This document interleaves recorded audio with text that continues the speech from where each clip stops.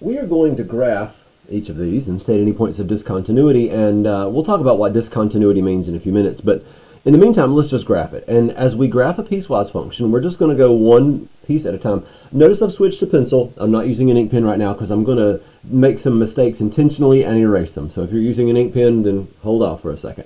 We're going to graph the line -3. And now, don't think, well, the slope is, no. The slope is 0, okay? -3 is down here. And we're going to graph that line. So there we go. We have graphed the line y equals -3, and that's all that was. However, I graphed too much. Here's my mistake. My mistake was I only need to graph x values less than or equal to -3. So I'm going to grab a little post-it note that I've folded in half, and I'm going to say, well, you know, -3 on the x-axis is right here. So I'm going to keep everything less than -3. So all this is going to stay. So this is a valid answer, and it does go forever in this direction. But everything greater than -3 is not a valid answer, and so it's got to go. I'm going to erase it. I drew too much. And let's put a circle here, and then we'll figure out what to do with that circle. Should I fill that circle in? And the answer is no, I should not. Well, not yet. I should not fill that circle in because it is not equal at x equals -3. So it's just this. So we've graphed this piecewise function partially. We've graphed one piece of it. And if someone was to say, hey, what's the output when my input is -4, you'd look on your graph and you'd say, or -4, you'd go down here and say, oh, it's -3. Boom, there you go. So now we're going to graph x. And you remember y equals mx plus b. So knowing that y equals mx plus b, and we really just have y equals, well, x. So I have a y-intercept of 0. I have a slope of 1 over 1. So we're going to start here at 0. We rise 1, we run 1, we grab a ruler, we connect our dots. The more dots you have, the more accurate it's going to be. So I'm going to draw it. I'm going to draw way too much, and that's okay. We'll fix it. That's it right there. And so I've drawn the line, and then I look at it and I say, oh man, I drew too much. I don't need this whole thing from negative infinity to infinity. I just need x values between, that's what this means, between -3 and +3. So I keep this. This that I see right here is what stays. So this is a valid part of my graph. Right there. And I'll put a circle here. I have a circle here already. I'm going to erase everything beyond those circles because everything else was just too much. And then I'm looking at this little diagonal segment that represents the line y equals x. And I say, oh, well, it does equal at x equals -3, so I will fill in this circle. So the open circle from this piece of the piecewise function got filled in on this piece. And this one also gets filled in. There we go.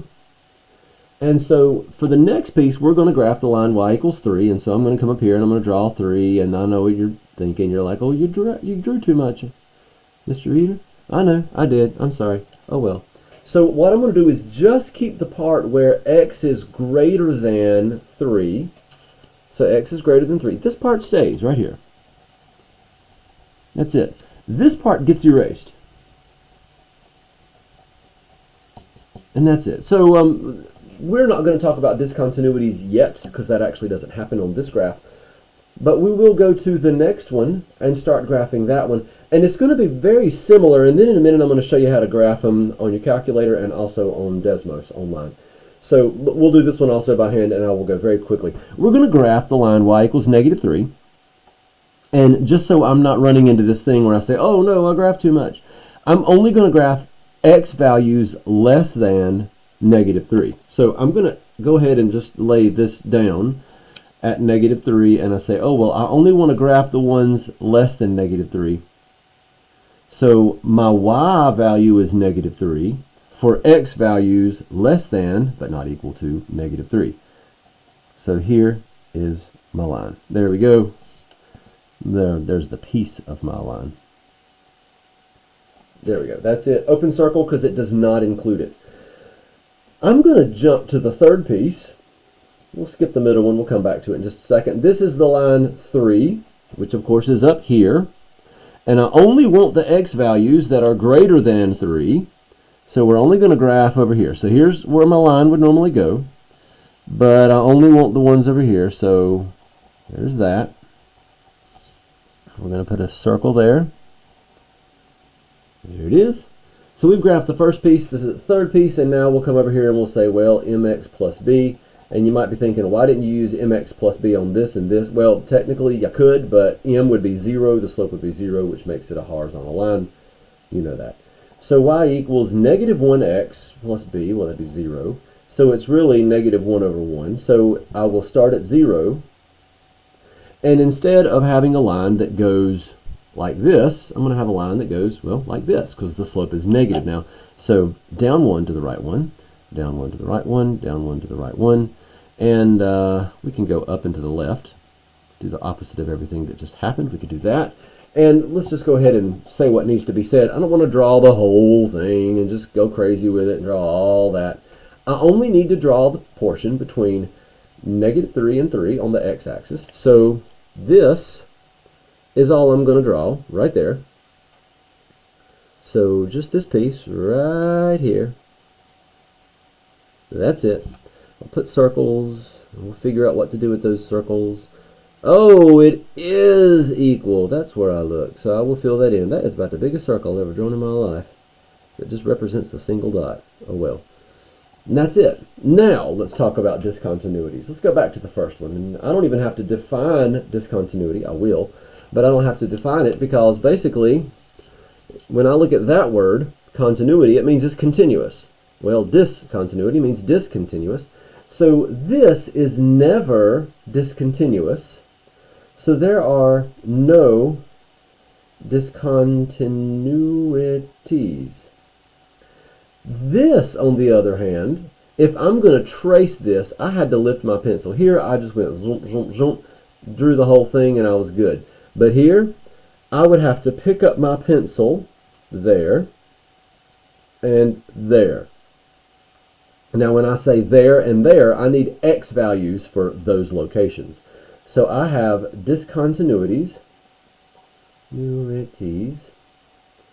at x equals, okay, let's try it again. I have to pick up my pencil. Oh, what x value am I at? Negative 3. And then I keep tracing, keep tracing, keep tracing, and then I have to pick up my pencil again, and I'm at 3. So at x equals negative 3 and positive 3. You could call that plus or minus 3. That's fine. Okay, for this next one, we will graph this one also by hand, and we will do another one, like the one after that will be on the calculator. So let me show you what this one looks like. We're going to graph negative 1. And if I was to graph negative 1, I would call it a horizontal line, because that's what it is. And I drew way too much. I mean, way too much. Like, extremely too much. And the reason I drew too much was because I was in such a habit of drawing a horizontal line that I failed to look over here and say that this only exists where x equals negative 2. So if I was to go crazy with this and pull out my little post-it notes, then I would say, oh, well, you know, x is equal to negative 2. So it's just that right there. It is that. You just squeeze it infinitely small, and it's just that one dot. That's it. One dot. And that dot is filled in. So all this, don't need it. Simply don't need it. And now we'll draw the rest of this, and all the rest of this is true where x is not equal to negative 2. So basically, I'm going to draw this whole thing, and the only thing I'm going to erase is the location of x equals negative 2. So let's draw the line 1/2 x. I'm going to call it 1/2 x plus 0. So dot here at 0, rise 1, run 2, rise 1, run 2, and we're going to draw this whole thing. And we come down here and we draw and we draw. And I hope you notice what just happened, because in the process of drawing this line, I went through the exact same point from the other piece of the piecewise function. So basically, here's what I had. I had a piecewise function that was a line with an open circle. That's what this was. But then this dot filled in that circle, so really I just have a line. So you could say this is not graphically, you could say it's not a piecewise function. Basically, we've turned it into one big long line. And so for that reason, there are no discontinuities. I'm going to start abbreviating that as discos. It makes it sound like a 70s party. Okay, let's move to here. It's about to get interesting. Let's grab a calculator. I'm going to show you how to do this on the calculator, hopefully without a glare from the screen. Well, here, this will work. I hope this will work. There. No glare there. Let's press y equals. And we're going to graph this and see what it looks like.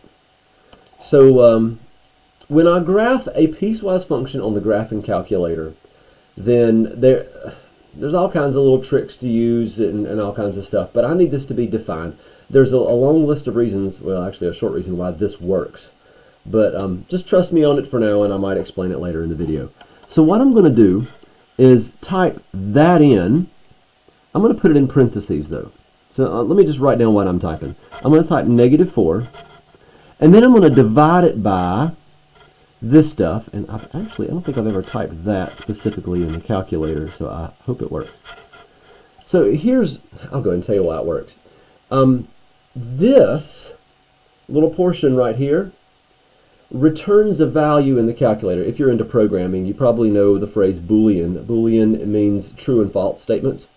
And so for all x values between -5 and 0, it returns a true statement of 1. So this is really -4 divided by 1. You don't have to know this, I'm just telling you. But if it's outside of that domain, almost said range, it's actually a domain. If it's outside of that domain, then it is a false statement and it returns 0, and you just divided by 0, so it doesn't work. Okay, but that's why it works, in case you're wondering. So anyway, let's type that in, exactly that. So -5, and then you're probably thinking, where in the world is the less than button?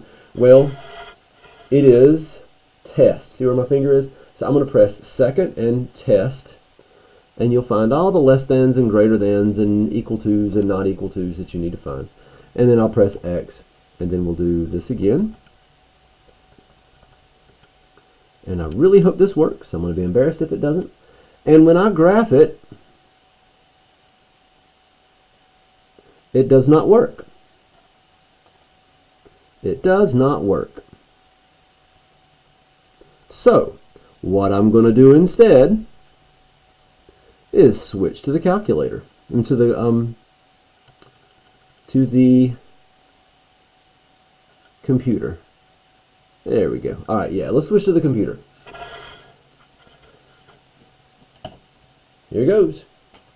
Ignore that. We are going to Desmos. Here goes. Let's type -4. Well, y equals -4, because it's technically a y value. All right, so if I want to put in this piece right here, then I would simply type the squiggly bracket. -5 less than 0. Sorry, less than x less than 0. Right there.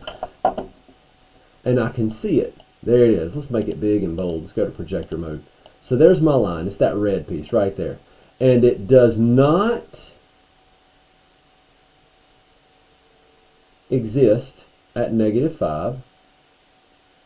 And it should not exist down here either. But for some reason it does. But we'll deal with that in a minute. All right, let's graph the other one. Y equals 1/2 x minus 3. And then we put the brackets, 0 less than, and then type equal, and the equal sign pops up, x less than 3. There we go. And we have graphed this. Now we're going to write that down. We're going to draw it down. And when we do, we see that this one does exist and this one does not. That one's undefined. This one actually should not exist, but for some ridiculous reason it does, and I don't know why. I think it's trying to find y-intercept, but that's okay. So what I'm going to do is take what I see here, and I'm going to graph it on my paper. And I'll use an ink pen because I'm that confident. So right here, y equals -4. That exists from -5 to 0.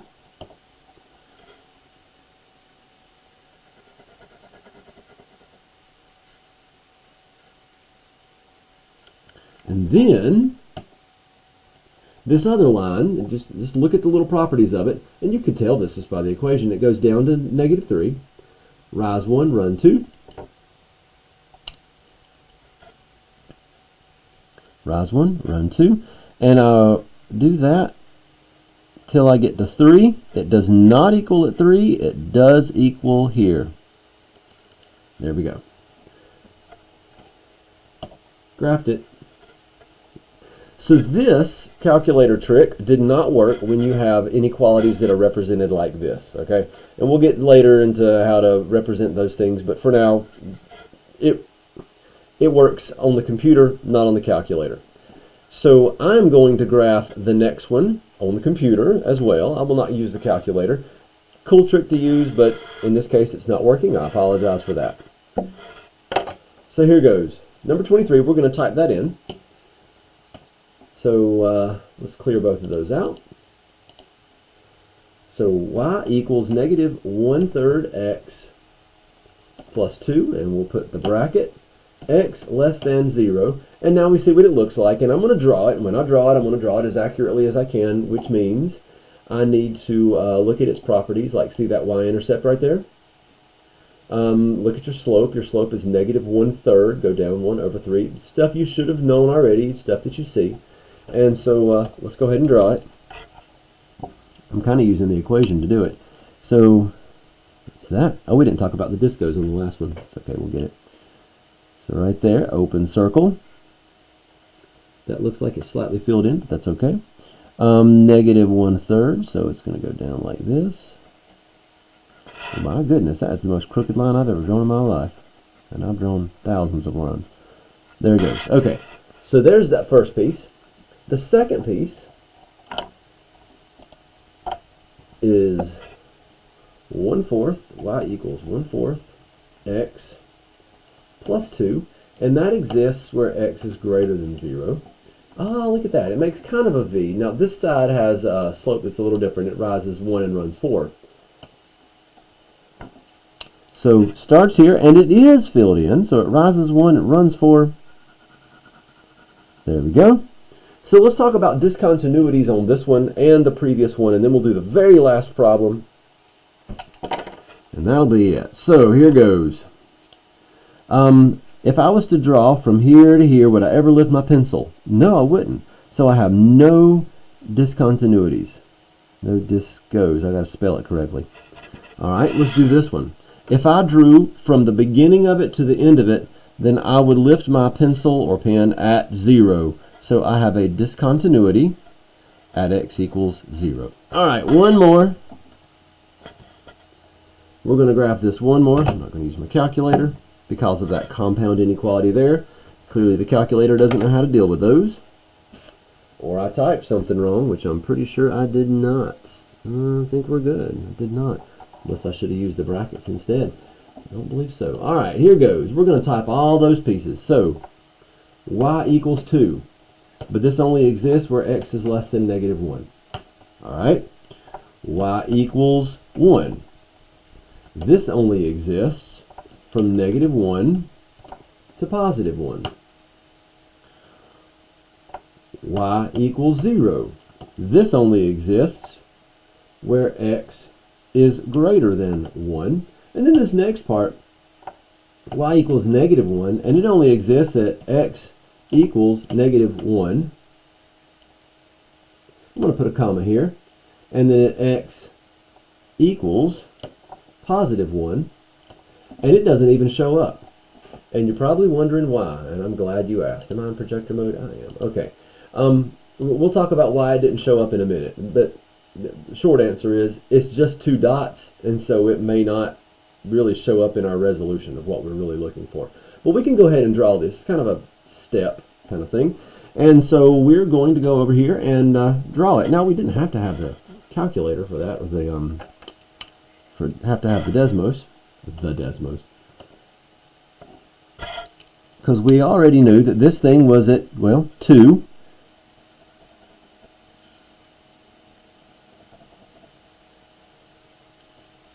And we knew the next one was at 1. I'm trying to color coordinate them with the same colors. That's why I'm switching back and forth. This one was at 1. y equals 1, and it went from x equals -1 to x equals +1. And the next one was 0, which is just basically on the x-axis itself. Open circles there. And this is one of those reasons that it's really practical to know how to graph things by hand, even without using an online tool. Because when I typed this other part in, the green part, it didn't even represent it. So let's figure out what to do with it. X equals -1 and x equals 1, and at those two points, it's just equals. At those two specific points, y equals -1. So at -1, x equals -1, y equals -1. There's a dot that would not show up on the computer. And then at x equals +1, the y value was also -1. So these are my x's and these are my y's, and it basically was just a coordinate.